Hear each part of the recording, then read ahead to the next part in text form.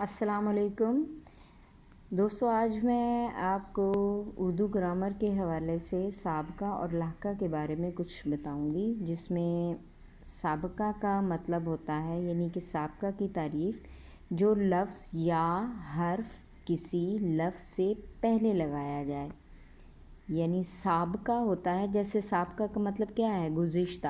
تو اس کا مطلب یہ ہوا کہ جو لفظ یا حرف کسی لفظ سے پہلے لگایا جائے وہ سابقہ ہوتا ہے.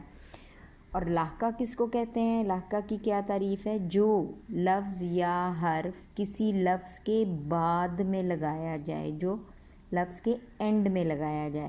اس میں کچھ مثالیں آپ کو بتا رہے ہیں، جیسے بے بڑی یہ بے دھڑک، بے رحم، بے اثر، بے بس. اور بھی مثالیں ہیں. یہ سابقہ ہے اور یہ اس کی مثالیں دی گئی ہیں، جیسے تہ بازی، تہ بند، تہ خانہ وغیرہ. پس ماندہ، پس منظر، پس خوردہ. با ادب، باضابطہ.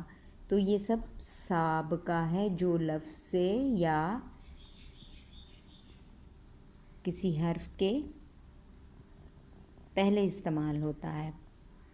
اس میں اب آپ کو تھوڑی بہت مثالیں بھی مل جائیں گی، جیسے یہ ہے.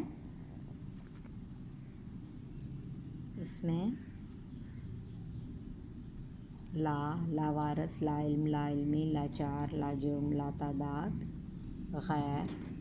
یہ سب صاحب جمال، صاحب خانہ، صاحب ہوش، صاحب دل اور صاحب دین، صاحب جائیداد وغیرہ.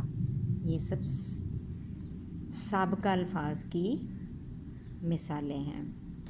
یہ یک ہے، یک زبان، یکایک، یک لخت، یک طرف.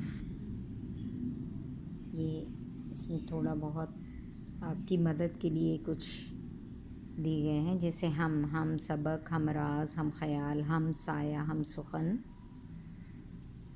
رائٹ.